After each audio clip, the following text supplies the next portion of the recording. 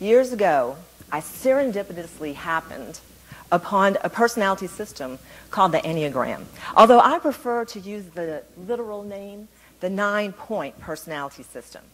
When I was first introduced to this system, I was amazed. It was so precise and predictive that I began to believe it must have a biological basis. I went to a conference on personality, and there I met Dr. Eric Schultz. Now, I have to tell you that I was quite smitten by Dr. Schultz because he was drop-dead brilliant. A true genius. And he also had happened upon the system, and he suspected as well that there might be a biological basis to it. So we agreed to be research partners, and we ended up researching a bit more than personality. And at our wedding, we had a cake table and a bar and a blood drawing table as part of our research. They're still talking about that wedding. But we didn't stop there. At our Christmas party that year, we hooked our friends and family up to EEG equipment. Did I mention while we were subjecting them to cold water pain tests? But we didn't get enough of a pain range. So at our 4th of July party, we decided that we would repeat the experiment, but this time add electric shocks. No one comes to my parties anymore. And someone even said that we needed to have our heads examined. So we did. We had SPECT scans of our brain, and I was able to predict which part of our brain would have high and low circulation based on our understanding of personality and brain function, and I was 100% right. Yeah. And it was at that point that we said, yes, indeed, we have cracked the code of human personality. We have discovered the biology of the 9-point personality system. Now, if you've ever wondered about personality, is it something that you're born with, or is it something that's shaped by your experience? The answer is yes to both.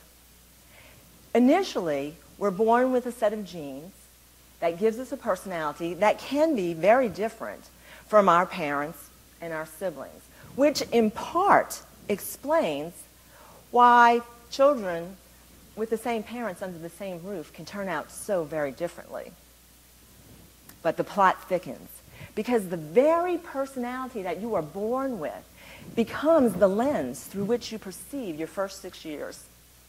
And it's during that time that you create mental maps, blueprints of who you are and how the world is. And once those maps are set, they become your self-fulfilling prophecy. I'll give you an example. 2 sisters. Betty, the older sister, will describe her childhood this way. Oh my God, it was a wonderful childhood. I mean, you know, mother, she drank a little bit, and father wasn't always there, but Christmas, ooh, Christmas was the best. If you ask her younger sister, Anne, to describe her childhood, this is what you'll get. Oh my God, it's a tragic childhood. Mother was a raging alcoholic, and father abandoned us at a very early age. And Christmas was the worst. Everyone acting happy when we all knew we weren't. Now, you don't have to be Freud to know that those women grew up and had very different outcomes in their life experience. And I believe that the biggest difference wasn't in environment, but in their personality.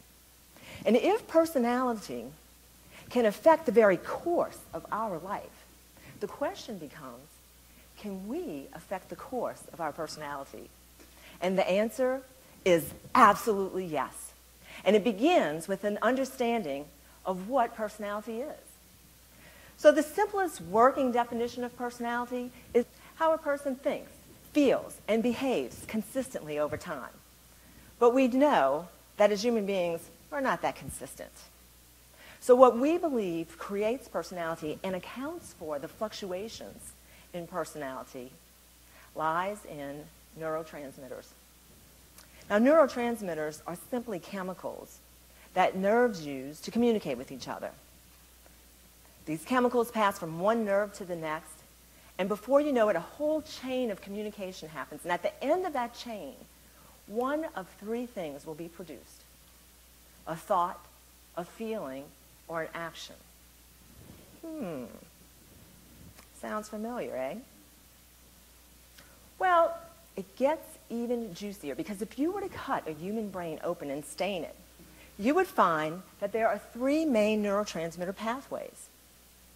Each one begins in a specific part of the brain and then branches out, much like these trees. And each one of these neurotransmitters is driven by a single neurotransmitter. You have norepinephrine that regulates how we think, serotonin that regulates how we feel, and dopamine that regulates how we behave. And part of my theory on personality is that what we call personality is simply the high, medium, and low combinations of those neurotransmitters, the set points of those neurotransmitters, and that those set points actually rise and fall a bit, just like your blood pressure does under various conditions. I'm just going to brief you on the two first chemicals, norepinephrine and serotonin, that make up what we call your basic personality. Let's begin with norepinephrine. Norepinephrine is considered a brain adrenaline. So people who have high set points of norepinephrine are the kind of people who think quickly and speak quickly, and they'll often report that they have a hard time turning their brain off at night. People who have a low set point are going to be the kind of people who hit the pillow and they tend to not overthink, they tend to speak slowly, and they really rely on their gut to make decisions. And people who have an average set point, well, kind of fall in the middle, where they're actively problem solving and then daydreaming, actively problem solving and daydreaming throughout the day. Now, there are many factors that increase norepinephrine. I'm just going to give you a few examples of the big guys. Stress, sensory overload, and caffeine will all kickstart your brain and get it swirling. And factors that decrease norepinephrine include repetitive muscle movement, just like walking or jogging or even gum chewing. And then there's a neurotransmitter known as GABA, and it inhibits the effect of norepinephrine. And then you guys are going to like this one, orgasms.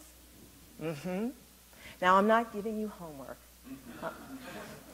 I'm just reporting the facts. So let's move on to serotonin. Sunny serotonin is the neurotransmitter that's related to well-being. People who are high in serotonin don't have to try to be positive. They don't have to remember to look at the half-full glass. No, these people are born with rose-colored glasses. And people who are born with low set point of serotonin are called reactive, which means that they experience and respond more intensely than most of us, and generally have a temper and or anxiety. And people who are born with an average set point, well, we call those people emotionally neutral. Now, factors that decrease serotonin include stress, pain, and fatigue. And I'd like you all to remember this, because whenever you experience stress, pain, and fatigue and your serotonin levels drop, it makes you more susceptible to stress, pain, and fatigue. But luckily, there are more factors that help to increase serotonin than there are to decrease them. And those factors include carbohydrates, which is why we crave carbohydrates under stress. Also happy music, antidepressants, and kindness. Kindness boosts serotonin levels in both the giver and the receiver. And when all else fails, there's always chocolate. So let's go back to the basic personality. Let's take the high, medium, and low possibilities and combinations of norepinephrine and combine them with the high, medium, and low combinations of serotonin. Mathematically, what you'll get from that are 9 possible combinations. And those possible combinations will yield 9 basic human personalities. Each one of these personalities has a very specific viewpoint, a very specific motivation, a very specific language. Did you know that there are nearly 7,000 recognized languages in the world? Well, I'm here to tell you that I believe if you understand all of these personality types, then you will become fluent in human. Now you see that symbol in the middle? That is not a satanic sign. That is actually a map that shows you the direction of integration or disintegration. That is, which personality type will temporarily visit another personality type under optimal conditions or stress conditions.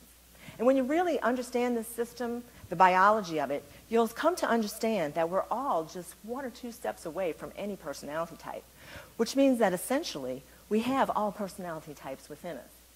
Very much like a radio that has all of the channels. You know, you hang out at your favorite radio station, sort of your set point, but you can visit other stations. And in the very same way, we believe that you can visit other personality types. Now, it turns out that Don Risso and Russ Hudson, 2 of the world leaders in the study of the Enneagram, started observing this 9-point personality system, and they noticed that not only do people move from one personality type to the other, but that actually within each type, we have various levels of health, high, medium, and low functioning within each of us. And when they made that discovery, they transformed this fluid but flat system into a 3-dimensional dynamic system, which is as simple or as complex and rich as the humans it seems to map. Now I'm going to give you an example of how when you combine 2 of these neurotransmitters, you can get very different types of personalities.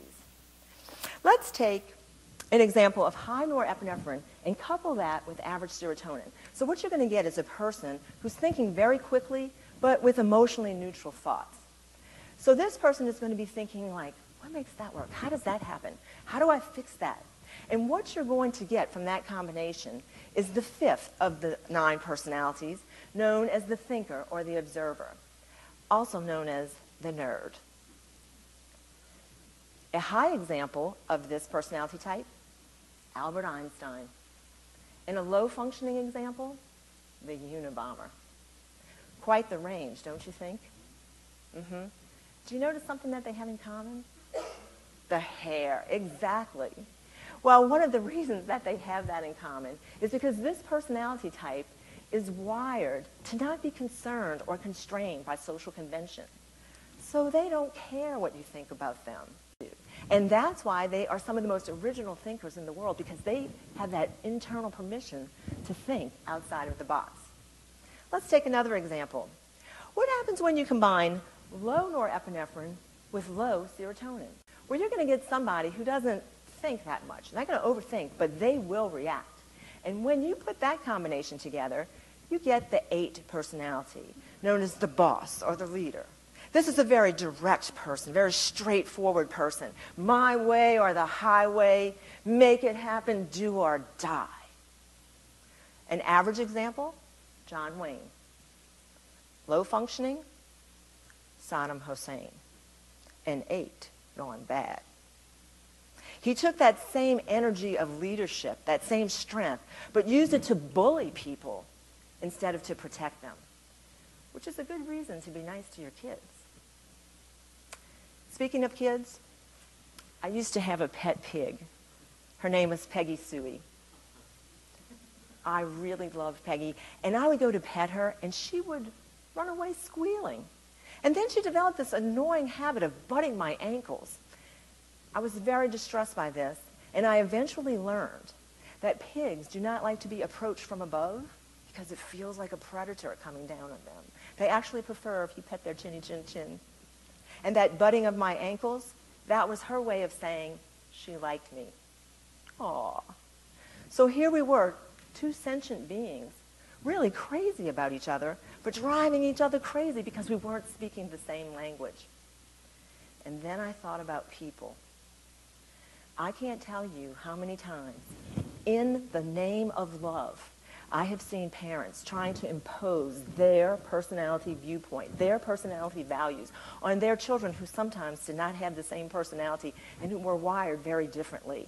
And these children grew up to be adults who were perfectly fine people, but felt like something was really wrong with them. I have a vision for the future. One day, it's my fantasy that when a baby is born, we'll give the parents the child's personality from the blood test. And then we'll add a little booklet, a little instruction manual that explains the care and feeding of this personality. But until then, because that could be a long time off, if you're a researcher or an educator or a parent or simply someone who wants to be a better person, please consider learning about this system and using it as a tool to improve yourself and your relationships. Because from your personal relationships, you're only one step away from the workplace. And from the workplace, we're only one step away from the community. And from the community, we're only one step away from the world. And I know that sounds grand, but I'm a grandmother of two very special human beings, Caleb Thomas and Scout Amanda. And I really want them to live in a world where we get along and where we embrace our differences and where we finally understand that even with all of our differences, in the end, in so many more ways, we are all